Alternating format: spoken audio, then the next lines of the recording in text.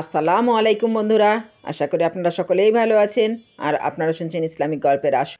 ইসলামের প্রথম যুগে মক্কার সবচেয়ে বড় স্বেচ্ছাচারীদের একজন ছিলেন আবু জাহেল।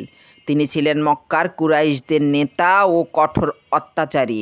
আল্লাহ তাআলা তার অত্যাচার উৎপীড়নের মাধ্যমে মুমিনদের ঈমান পরীক্ষা করেছেন এবং তারা সে পরীক্ষায় সফল হয়েছেন। আবু জেহেলের ছেলের নাম ছিল ইকরাহা।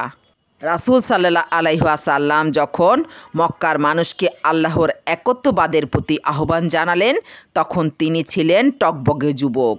বাবার নেতৃত্বে তিনিও রাসূল সাল্লাল্লাহু আলাইহি ওয়াসাল্লামের বিরোধিতায় নামেন।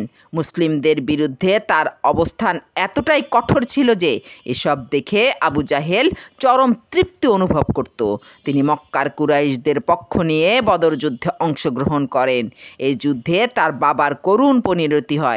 বাবার মৃত্যুর প্রতিশোধ নিতে তিনি উহুদ যুদ্ধেও অংশগ্রহণ করেন। খন্দক যুদ্ধেও তিনি মুসলমানদের বিরুদ্ধে লড়েছিলেন। মক্কা বিজয়ের সময়ও ইকরাহা মুসলমানদের বিপক্ষে প্রতিরোধ তৈরি করেন। তবে বিখ্যাত সাহাবী খালিদ ইবনে ওয়ালিদ রাদিয়াল্লাহু আনহু এর নেতৃত্বে মুসলিম বাহিনীর সামনে তার প্রতিরোধ ভেঙে তছনছ হয়ে যায়। এ সময় ইকরাহা প্রাণ বাঁচানোর জন্য সেখান থেকে পালিয়ে যান। এদিকে রাসূল সাল্লাল্লাহু আলাইহি ওয়াসাল্লাম মক্কা বিজয়ের পর সবাইকে সাধারণ ক্ষমা ঘোষণা করলেও এতদিন লাগাতার ইসলামের বিরুদ্ধে বিষোদাগার করে গেছে এমন কিছু লোকের তালিকা করলেন এবং তাদের ক্ষমা না করার কথা জানালেন। এই তালিকায় শীর্ষে ছিল ইকরাহার নাম। এই ঘোষণা শোনার পর কোনো উপায় অন্তর না দেখে মক্কা থেকে ইয়ামেনের দিকে যাত্রা করলেন ইকরাহা। এদিকে ইকরাহার স্ত্রী উম্মু হাকিম রাসূল সাল্লাল্লাহু আলাইহি ওয়াসাল্লামের কাছে গিয়ে ইসলাম গ্রহণ করলেন এবং তার স্বামীর জন্য আল্লাহর রাসূল সাল্লাল্লাহু আলাইহি ওয়াসাল্লামের কাছে নিরাপত্তা চাইলেন। রাসূল সাল্লাল্লাহু আলাইহি ওয়াসাল্লাম তাকে বললেন সে নিরাপদ।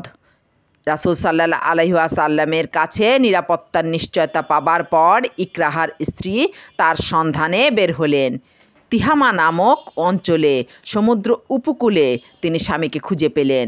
তিনি ইকরাহাকে রাসূল সাল্লাল্লাহু আলাইহি ওয়াসাল্লামের পক্ষ থেকে তাকে নিরাপত্তা প্রদানের সুসংবাদ শোনালেন। ইকরাহার স্ত্রীর কাছে এই সংবাদ শুনে আশ্বস্ত হলেন এবং মক্কার দিকে রওনা হলেন। তিনি মক্কার কাছাকাছি পৌঁছালে রাসূল সাল্লাল্লাহু আলাইহি ওয়াসাল্লাম সাহাবীদেরকে বললেন, শীঘ্রই ইকরাহা কুফর ত্যাগ করে মুমিন হিসাবে তোমাদের কাছে আসছে। তোমরা তার পিতাকে গালি দেবে না, কারণ মৃতকে গালি দিলে জীবিতদের মনোকষ্টের কারণ হয় এবং মৃতের কাছে তা পৌঁছে না।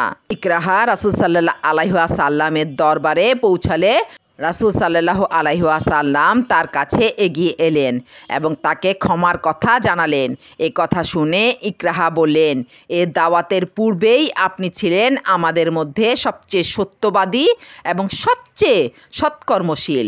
এরপর তিনি বললেন, আশহাদু আল্লা ইলাহা ইল্লাল্লাহু ওয়াহদাহু লা শারীকা লাহু ওয়া আশহাদু আন্না মুহাম্মাদান আবদুহু ওয়া রাসূলুহু।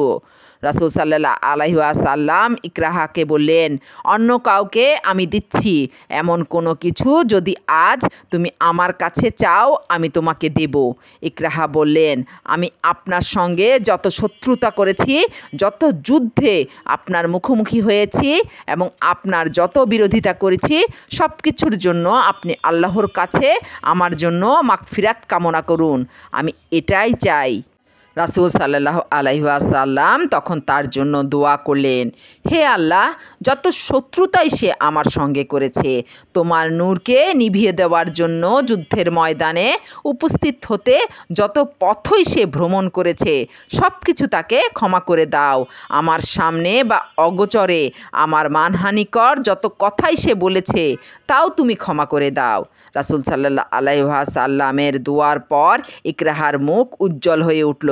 তিনি বললেন, ইয়া রাসূলুল্লাহ, আল্লাহর কসম, আল্লাহর রাস্তায় প্রতিবন্ধকতা সৃষ্টির জন্য আমি যত ব্যয় করেছি তার দ্বিগুণ আমি আল্লাহর রাস্তায় ব্যয় করব এবং আল্লাহর রাস্তায় প্রতিবন্ধকতা সৃষ্টির জন্য যত যুদ্ধ করেছি তার দ্বিগুণ যুদ্ধ আমি আল্লাহর রাস্তায় করব। এরপর থেকেই তিনি দাওয়াতের মিছিলে প্রবেশ করলেন, হলেন যুদ্ধের ময়দানের অশ্বারোহী, মসজিদে সর্বাধিক ইবাদতকারী, রাত্রি জাগরণকারী ও আল্লাহর কিতাব পাঠকারী। পবিত্র কোরআন মুখের ওপর রেখে তিনি বলতেন, এটা আমার রবের কিতাব, প্রভুর কালাম। একথা বলে আকুল হয়ে কাঁদতেন। রাসূল সাল্লাল্লাহু আলাইহি ওয়াসাল্লামের কাছে ইকরাহা যে অঙ্গীকার করেছিলেন তা তিনি অক্ষরে অক্ষরে পালন করেছেন। তার ইসলাম গ্রহণের পর মুসলমানেরা যত যুদ্ধ করেছেন তিনি সবগুলোতেই অংশগ্রহণ করেছেন।